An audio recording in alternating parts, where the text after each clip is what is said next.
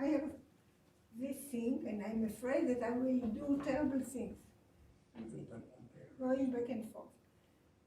So I'm going to take you about a problem, and this is a joint work, as you see, with Elsa Fachim, my colleague, and our joint master student, Shirley Kinna. So the idea here is you're given a 3D object and cross section of it, 1D cross section of it on the plane, and how to reconstruct it.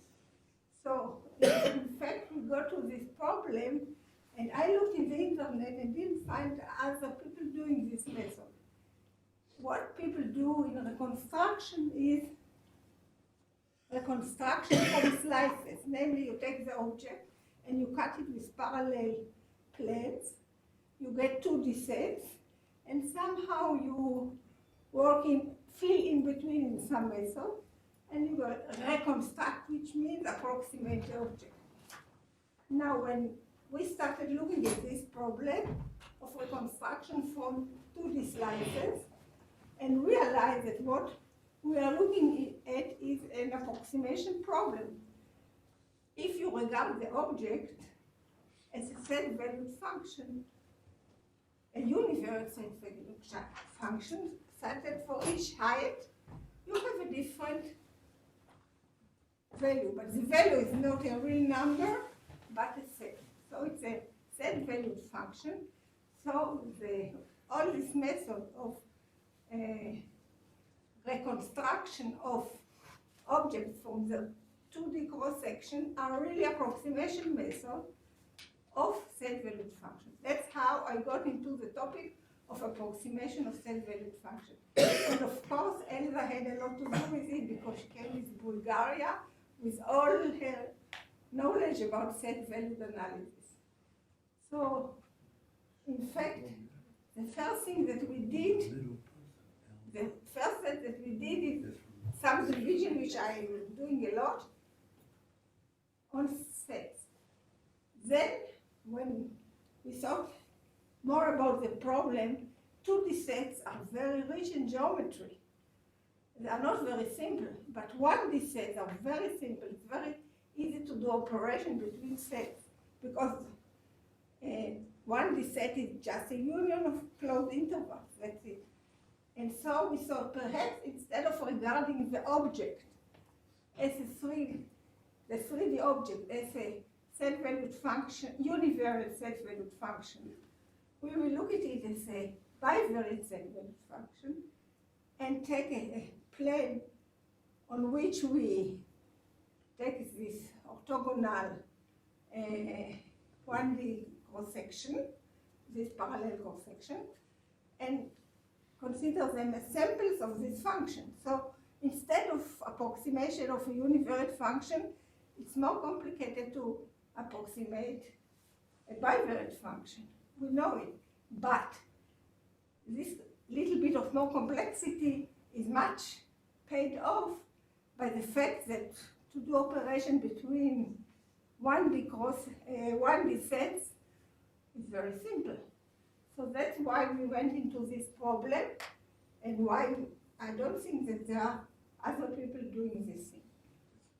So this was my introduction.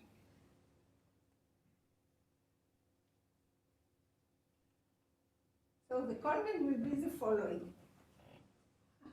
I will explain the reconstruction problem in our situation. Then, as I told you, we didn't find earlier work on it. There is a huge vast of literature about reconstruction from 2D slice cross-sections, but not from 1D cross-sections.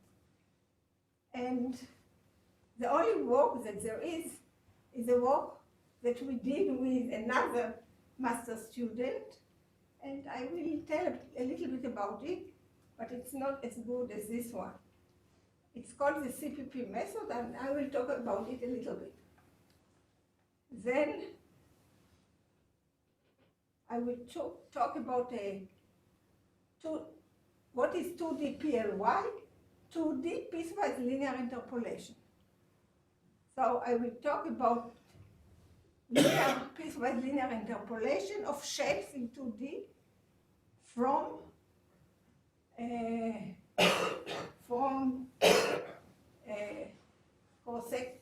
parallel cross-section, which are, of course, 1D sets. And then I will go to the 3D PLI method, and the 3D piecewise linear interpolation method is inspired by the 2D method and is using the 2D method. So it's very crucial, the 2D method. And then I will talk about the approximation order of our approximant, how well it approximates the object. Here, what is CPP? The CPP is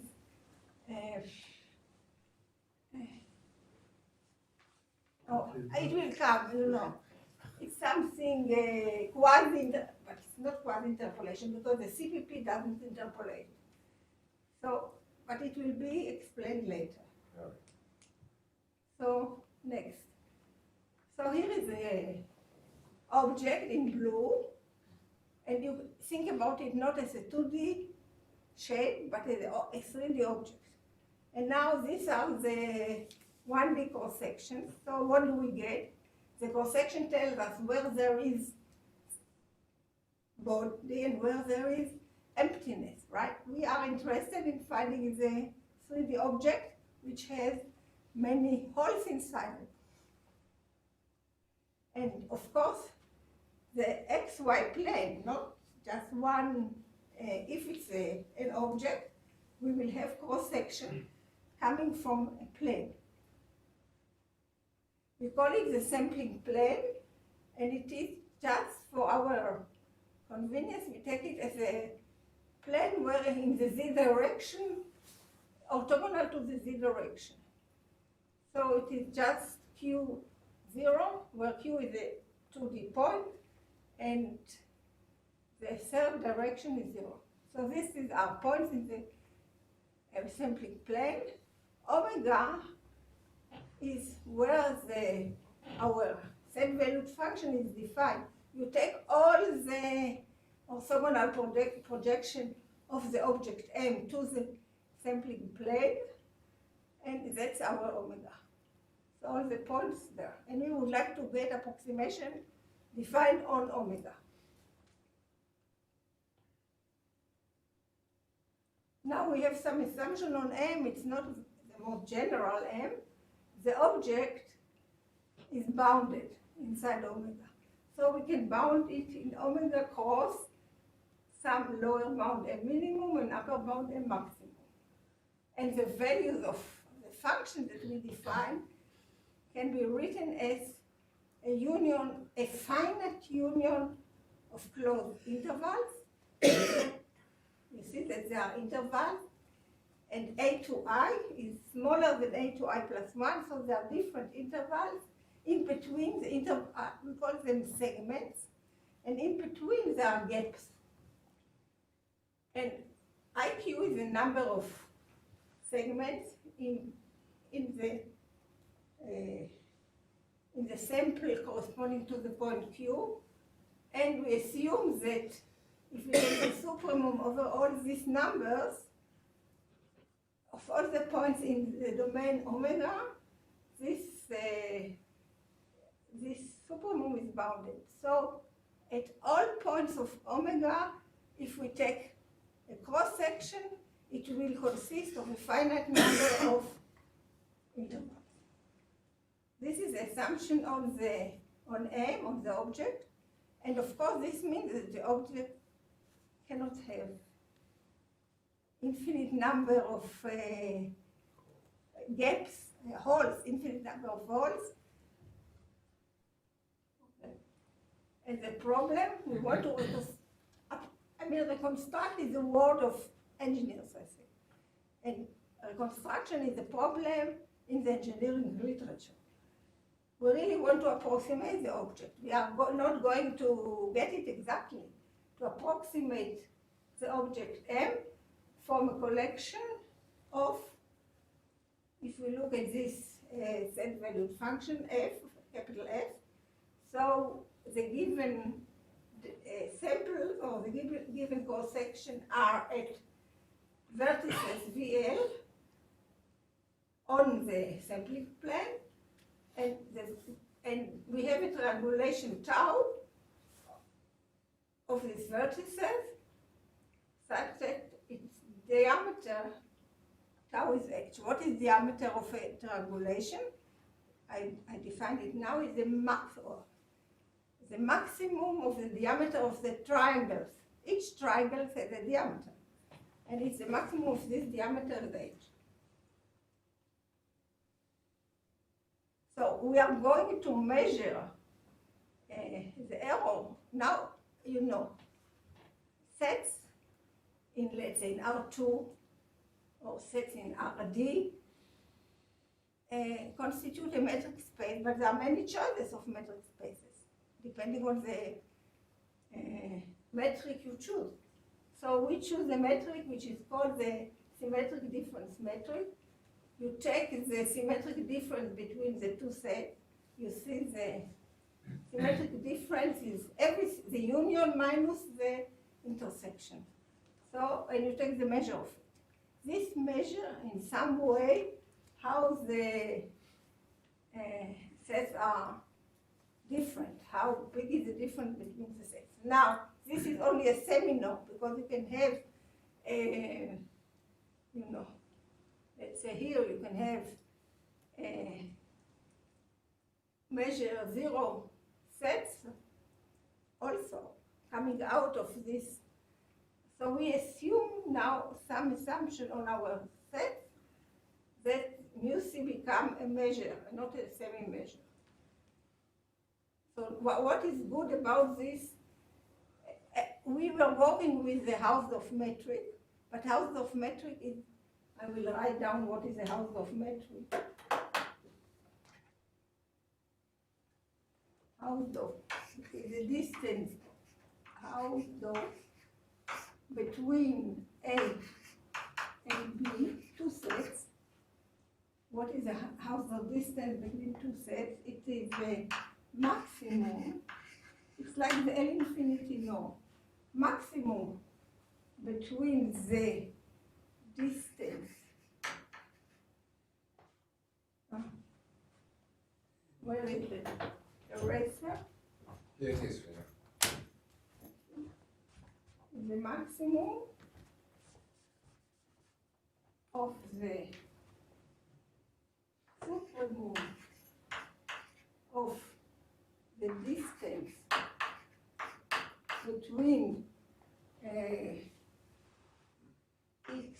and A, where supremum over all x and B, and supremum What you want, infimum? A. No, supremum, wait, the infimum is coming here, in the distance. Oh, the distance, yeah. You take the worst distance. Yeah. Supremum, let's say y in A, distance, and now I'm distance of y from B. And this should come. Okay. So this is the house of different distance. And what is distance between x? Distance from a point to a set. What is it? Distance from a point to a set is just, here is the infimum. Infimum of x minus y, x minus y, infimum on all y in B. Okay? So this is the house of distance. And it's very easy to see that this distance is very much affected by single points. If you have a single point, we will see it later, it can change the distance, while, as I will show you, this metric is very stable in this set. It is not affected by points. nor by sets of measure zero. It's not affected by sets of measure zero. And measure here always is the back measure? Easier, the area. In our case, it is just the area. Now, it's interesting that every function that is continuous in this metric is continuous in the Hausdorff metric. So we are going to approximate continuous functions. So we have a much bigger set of functions that we can approximate with this metric rather than with the Hausdorff metric, because the fact that any continuous self-valued function in the symmetric difference metric is continuous in the Hausdorff metric. So we get approximation result for a larger class of functions. And what we also noticed with many numerical trials is that geometric-wise, this is a much better metric. You get, although that we get good approximation result with the Hausdorff metric, the shapes are very bad. While with this metric, the shapes are also much better. So, but this I will not show in this talk. So, now we are going about the CPP method. I hope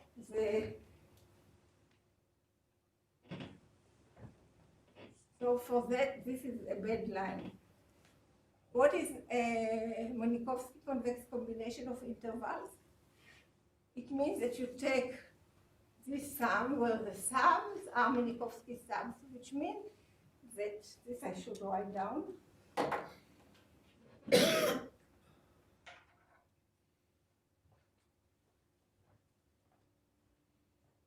Lambda I1, lambda 1, I1 plus lambda 2, I2 plus lambda 3, I3 is just all linear combination of lambda 1x plus lambda 2y plus lambda 3z such that x is in I1. Oh, this is not a good idea. x1, x is not a bad idea. X is in I1, y is in I2, and z is in I3. So you add everything with everything. And this is a Minkowski sum, it's huge. It's very good for convex sets, it's very bad for non-convex sets. I will not talk about it now. Nira, in Israel, you are writing from right to left, right? Yes, of course. That's why I started from the right. Yes, exactly. You know, right and left is just a transformation. Here, you drive on the left, we drive on the right. So, in order to explain the CPP method, we have to understand what is the convex combination of three intervals. This is a convex combination, the picture here. Oops, I knew that this will happen. Oops, no, I'm not trying to.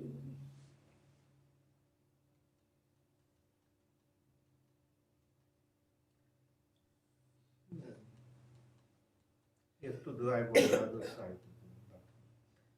Oh, I'm going in the wrong direction. No, now it is okay. No, Right. Earlier one, here it is. The whole picture. Okay, so the CPP method was the idea of our student, clever idea. He said, I know how to interpolate such three intervals, A to I, A to I, plus 1, b2i, b2i minus 1, b2i, c2k minus 1, c2k. I know how to interpolate it reasonably well, just taking this Minkowski-convex combination of the three intervals. And what you get here is a nice polyhedron that interpolates the three intervals and has very nice properties. So he said, okay, if I don't have such three intervals that intersect, I will generate it. He called three intervals that intersect canonical triplet. So if I don't have canonical triplet, I will make a canonical triplet. You know, what he did is just throwing away, throwing away small holes and small intervals. And if the function is Lipschitz, if the set-valued function is Lipschitz, he's losing only OH information.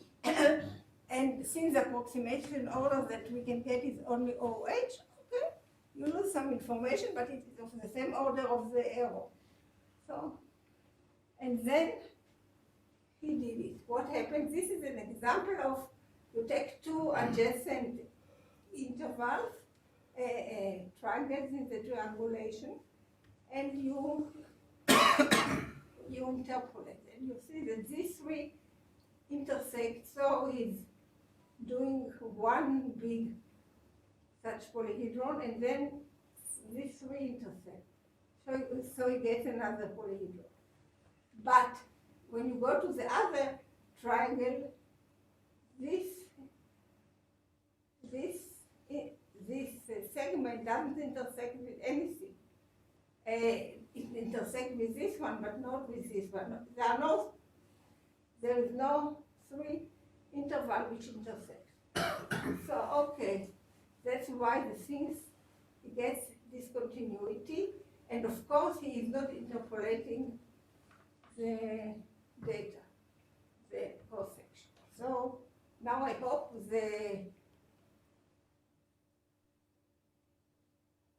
okay, I don't have here. I can later look at the paper and see what were the initial CPP. Okay, now what we will talk now is our piecewise linear interpolation method.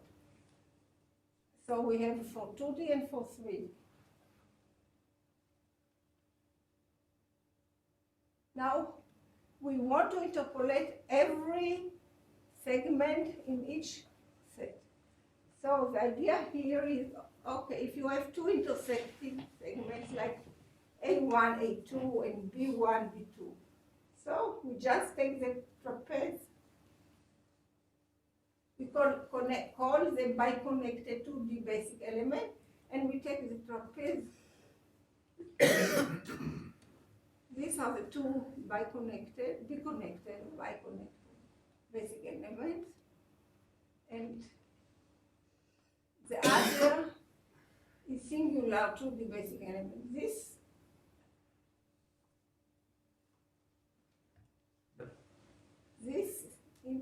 segment has it does not intersect any segment. You take projection on the Y line? No, Because it's on the different line. there are different lines. Okay, but You take projection. no, these are sets in R, right? You regard them, each one is a set in R. Yeah, so we take this. So I look at them on the same line, right? And then I say, okay, they intersect. We define intersection of such vertical union of segments. Two segments are connected if, when you put them on the same line, they intersect. So we have different type of 2D basic element, only two different types. Now, what do we do with them? So these are ones that they are intersecting, and then we have a segment that is contained in a gap. These are the two cases. A segment contained in a gap. So let's see what we are doing.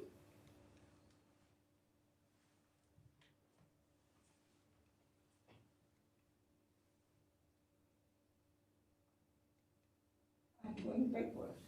Oh.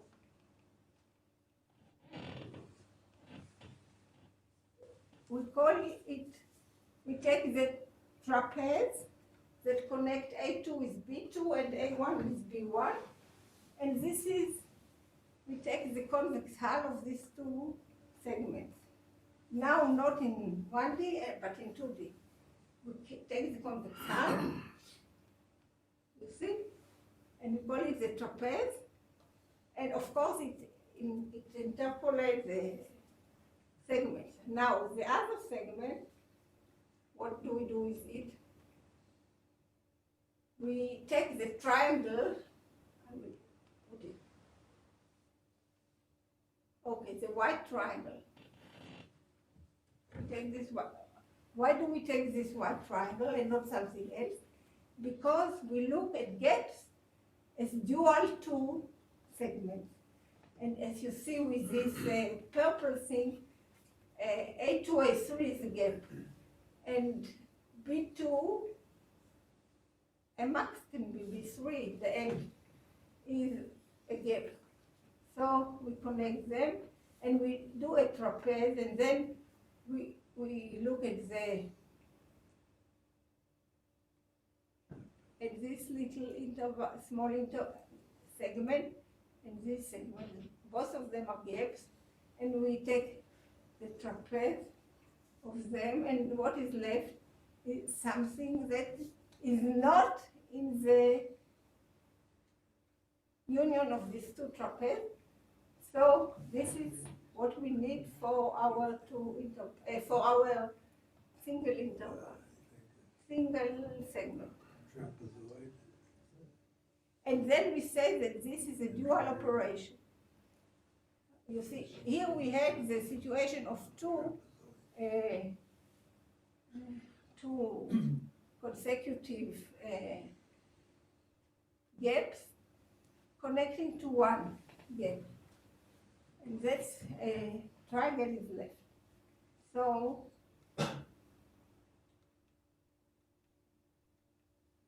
I'm going back again. Okay, this is what we are doing. Now I'm claiming that this construction, this is just a construction. This construction will be very important. But now I would like to say, if we do it on every interval between Vi to Vi plus 1, where we have the data, we will get a continuous function in the symmetric difference metric. Because, why this is continuous? First of all, the blue thing is continuous, the blue trapeze is continuous, as far as we go to the boundary. Now the triangle is continuous as we go to the boundary. But if we go also inside, it is continuous. Why is it continuous? Although we have such a one-point jump, it is continuous because the measure of this thing is getting to 0. But if I use the Hausdorff metric, it won't be continuous. So in the symmetric difference metric, this is continuous. So we have continuity inside the strip. This I call this a strip. Why will it be continuous with the next neighboring strips? Because the two other strips are interpolating the same data. So it will be continuous because of the interpolation property. So we see there are two reasons why we get continuity. First, because of the interpolation, and second, because the metric that we measure continuity is such that if you go from V1 to V2 and you go to this point corresponding to the vertex of the triangle, as you go, the sets will be, the distance between the set corresponding to the vertex of the triangle and any set close to it, the symmetric difference metric will be getting smaller and smaller, will tend to 0. But not the Hausdorff, so that's, we see why it's better.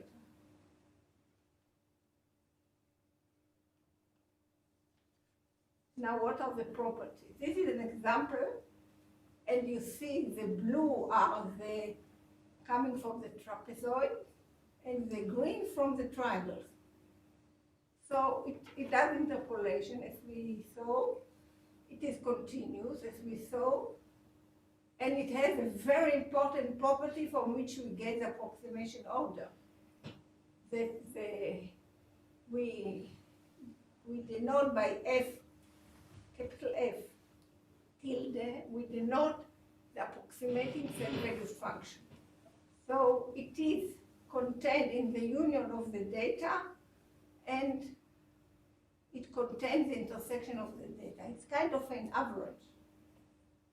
And, okay, I will leave this too. And when did I start? At 2 o'clock. You have the clocks Oh, opposite. where is the clock? Okay, yeah, good. So I skip it. I just want to show you how this purple thing is what we get from our 2D PLI. And this we got by a method related to the Hausdorff metric. Metric linear interpolant. So let's go on. More examples, that's nice. As you see, these are different the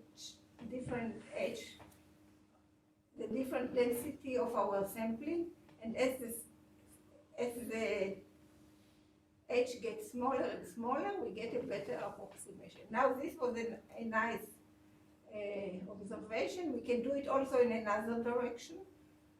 The cross-section in another direction, and then we took the union, and we got this. So this gives us the idea that perhaps one should use more than one parallel direction and improves the approximation. And how do you get this minimal and maximal values from sampling, or is it just given? What do you mean? This minimum and maximum? Yes, these Okay. tips from the green. Yeah, I know, I understand. No, the tips of the green you get from the operation.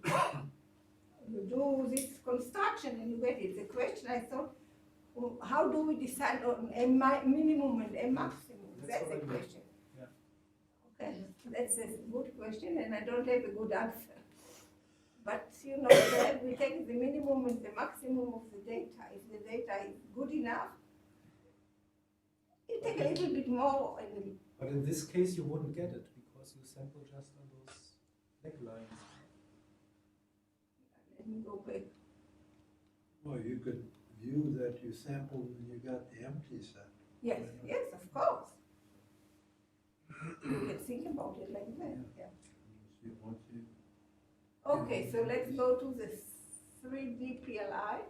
And now the problem is, even if we interpolate it, we will not get continuity from the interpolation, because if we look at a strip defined by V1 and V2, and think about what you will get from the neighboring triangle, you know, it won't agree, like it was in the CPP method.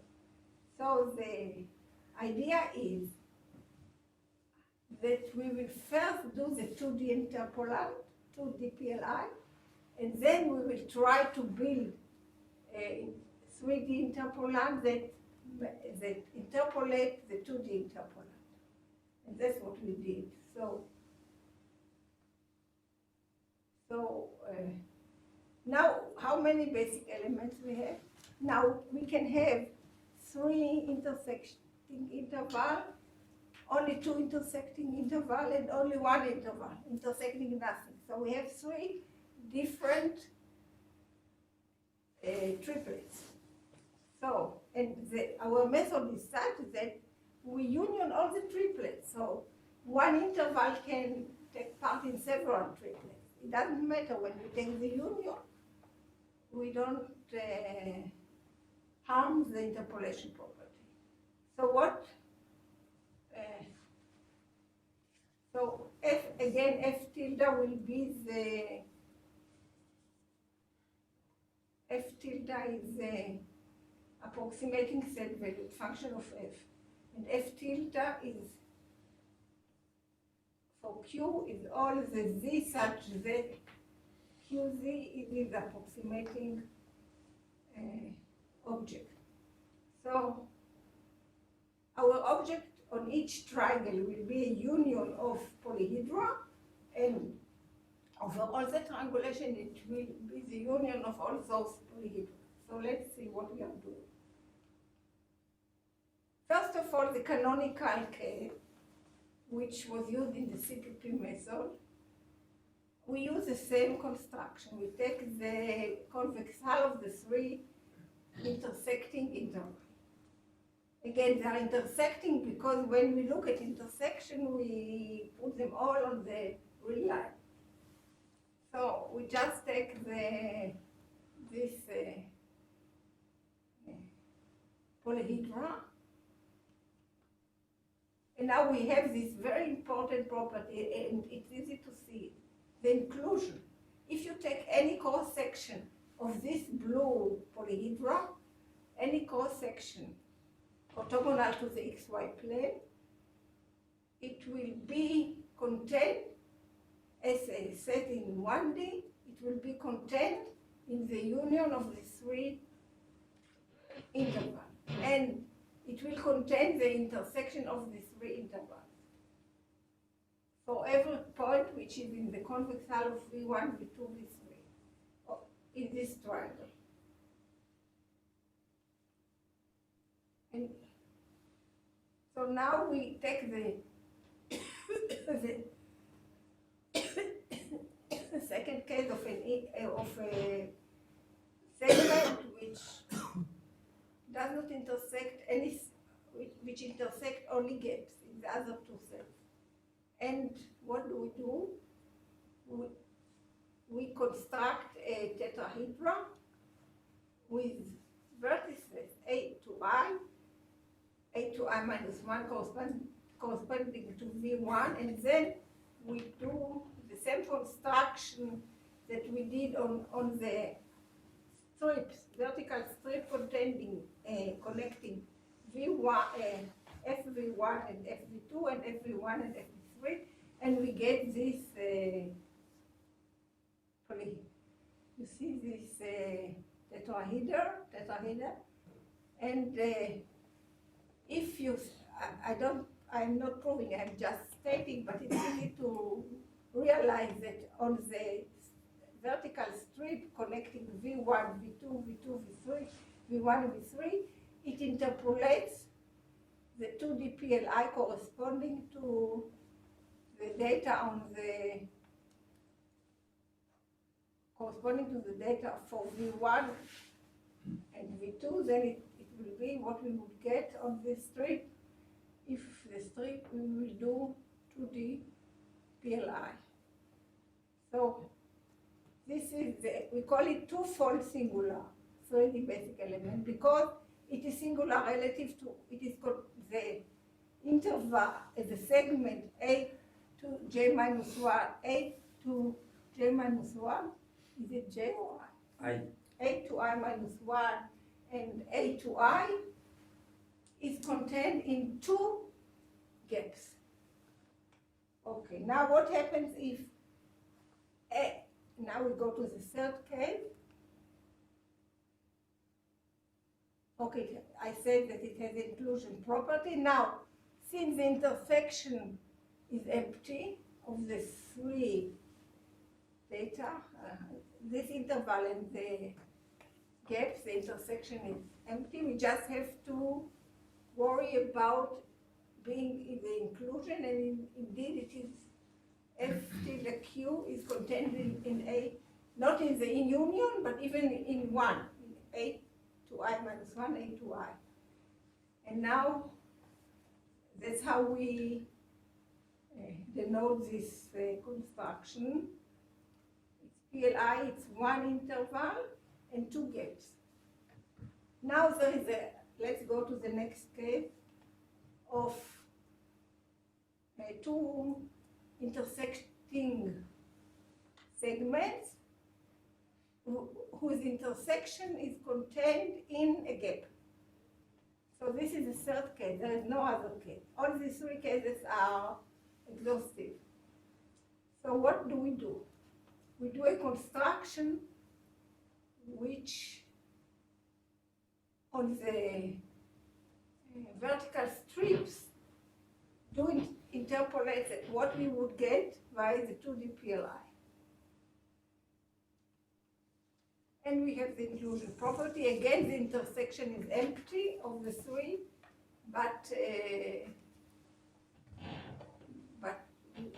we can show that the F tilde Q is contained in the union of the two intersecting intervals.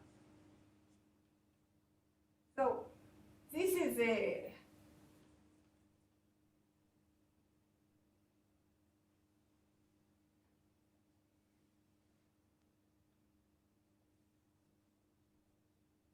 jump.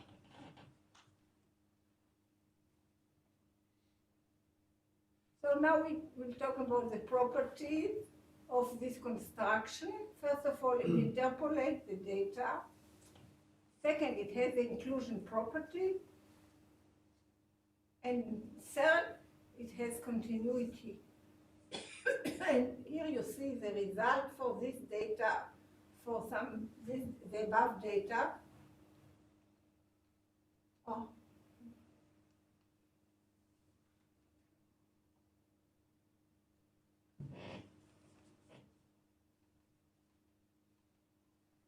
There you go.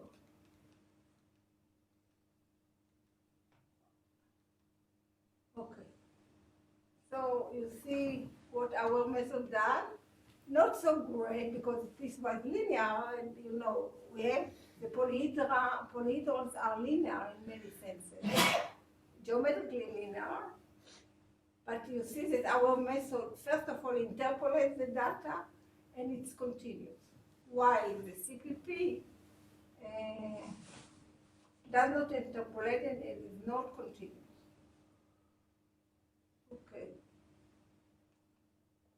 Now we want, this is an approximation method. We want to study the approximation order of this construction. So we are interested in two distances. First of all, the distance between the two set-valued functions, and then the distance between the two objects, the object and its approximation. And this is not the same distance because M is a graph of the set-valued function. So it's a set in a higher dimension than the set-valued function. So I will talk mainly about the first thing because I mean these are functions that are easy to manipulate. So what is the approximation order?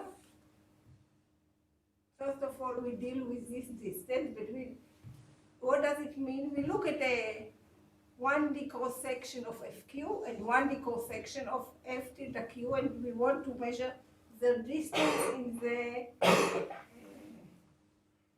symmetric metric, difference metric. So now I want to define, I will talk with Helder continuous function. All the functions will be continuous, but the only difference in smoothness or regularity will be the alpha. The alpha in this, I'm afraid to touch this because somehow I know.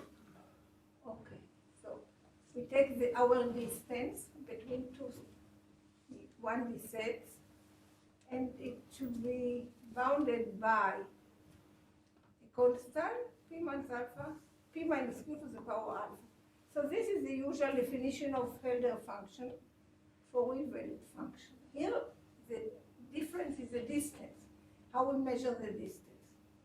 And we have a lemma which is not hard to prove, that if f is Helder continuous with constants L and alpha in omega, then for every pq in a triangle T, we have that the distance between f tilde p and f tilde q is bounded by 3 LH alpha.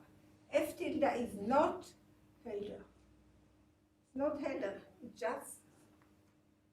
It's bounded by h to the alpha and not by p minus q norm to the alpha. So it's not Helder.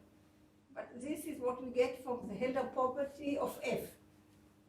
And then from this we can get the theorem, that the distance between the approximant f tilde and the function f is 4 LH alpha. This is easy to see. We take this distance and by the, this comes from the interpolation property, that we take f tilde p distance to f tilde v I in some triangle. The triangle that we are looking at, let's call it vi. So, but by the interpolation property, this is fvi. And then the distance from fvi to fq is by the property of capital F, is another, I get another LH. So I get, and I use, of course, the triangle inequality, and I get 4 LH alpha. So we have this approximation order, and this is still worse than OH. H to the power of a number between 0 and 1. So you know that f tilde is continuous, but you have no bound on how continuous it is. I assume also on which F class tilde, of continuity. You started with an f that was held to be continuous in your metric. Yeah? You constructed an f tilde, and I think your previous statement was that it's continuous. F tilde is I continuous. showed it by the construction. Yeah, I have no idea how smooth, how regular it is. you can't gain any regularity. Perhaps one can. I mean, we didn't work on it at all. We were very happy with this property, with this result on the approximation order. But it might be interesting to know, but I think it will depend on the geometry of the set, of course. How steep are these triangles and this? It will depend on the geometry, really on the geometry. Also, we can say at this point that it is continuous. Okay. I mean, your dream would be you start with a f that's in some model class, and that, To get the same model? Yeah. No, I think this is not the case. It's easy to come up with a different maybe- example. The geometry will play here a role, a big role. that may be a deficiency of your method. I mean, you could ask a question, does there exist any reconstruction method that would keep you in the model class? No, it was not easy to now when I tell you, okay, we have a construction, but it was not easy to get it. Yeah. Oh, Because, I'm not, it was- anyway, so I don't know if I have time. These are the proofs. But I want to say that the proof of the lemma is very much dependent on the inclusion property. The inclusion property telling us that I will remind you that f tilde q is contained in the union of the data from which it was built and contains the intersection of the data.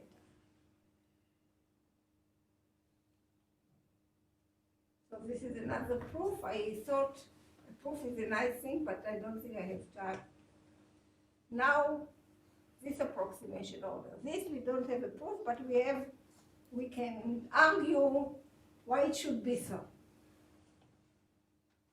And here the example is on a sphere. It's easy to understand.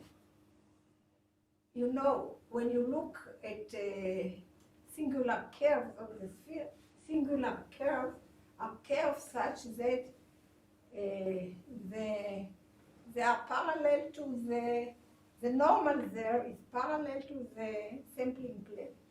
And here is a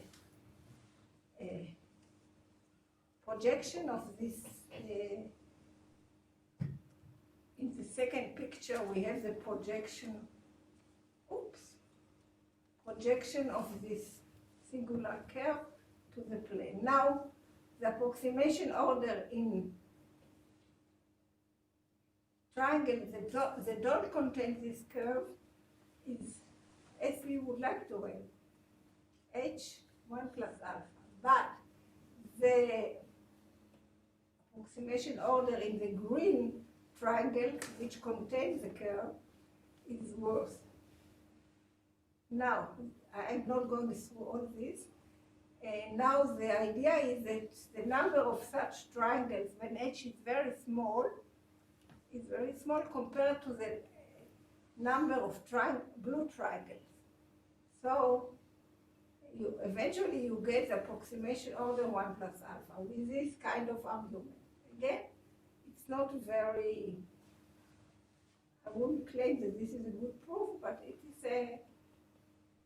gives us the feeling that if your 3D object is smooth, then this will be the case. You don't know, otherwise you don't know anything about this singular curve. I want to show some examples. So here we went back to the 2D PLI and we wanted to see the approximation order. So you see two construction depending on h. Here h is much to the right, h is much smaller than to the left, and here you see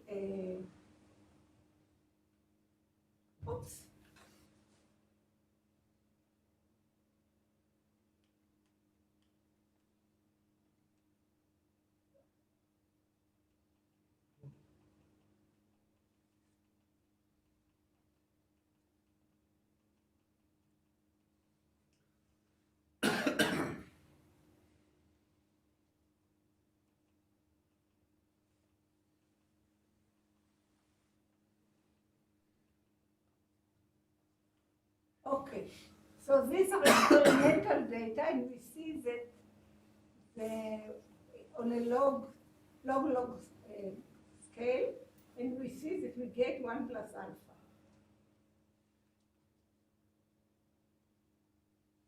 Now some examples.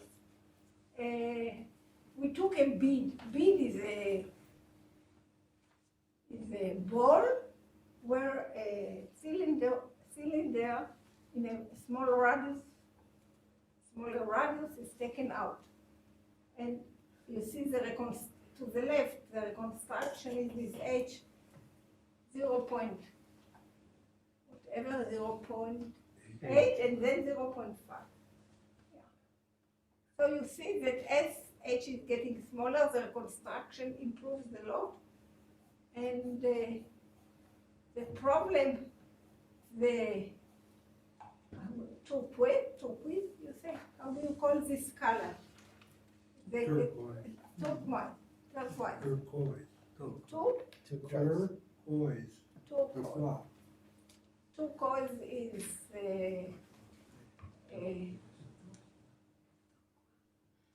one type of singularity in the green is the other type of singularity, the worst singularity. the singularities don't do well. What does well to all this reconstruction are the canonical. They do very well. So, conclusions. I have finished. So, as I said, we have interpolation, we have piecewise linear, in the sense that on each triangle, the object is a union of polyhedrons. Now, this has to mimic the piecewise linear interpolation of real-valued function on triangulation, which is continuous, which is also continuous. Okay, then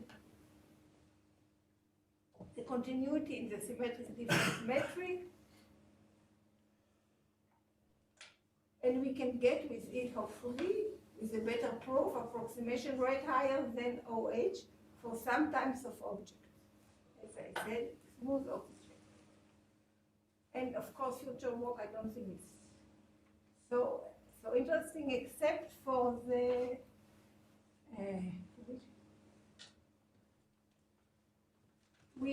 I was very interested in finding an average between three sets because I wanted to do subdivision of 1D three sets.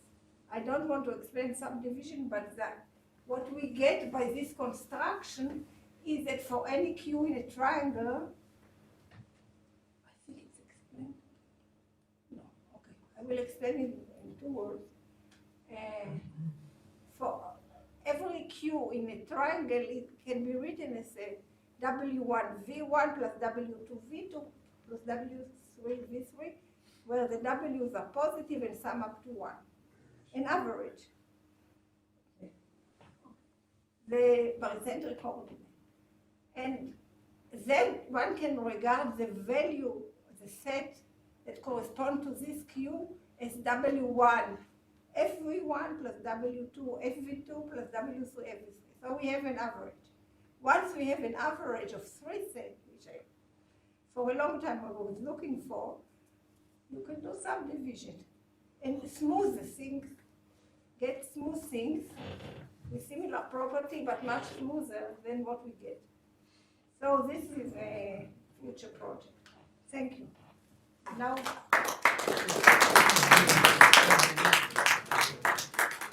Thank you very much. Any questions? Yes. You see, as far as I understand, people doing 2D slices because they have idea to produce 3D printer. And how you can use your method? No, it's not for 3D. People started to use the 2D slices much before the 3D print. Yeah, but now it's applied stuff. Now the question is whether, yes, this is nothing to do with 3D printer. Yeah, This is a method. If you will have some technology to measure this, it's not clear that there will be a technology to measure it. Also to produce the new No, bodies. not to produce it, but the data you have to go through, Do you have in mind some real life application? like what you do with slices like that. They It's need it for tomography. No, with slices like this is 3D printer. But This was much before 3D printer. Okay, but now it was it's- used in tomography. Yeah. So this can be used in tomography if there will be a technology. It's much simpler to design an average, as I showed, and I'm not sure, at this point there is no application. Who knew about 3D printers 10 years ago? Okay. We never know. Mathematics is But mathematics. now they produce houses from. I saw this. Houses art. They produce art from biological matter. Okay, no questions? If not, thank you very much.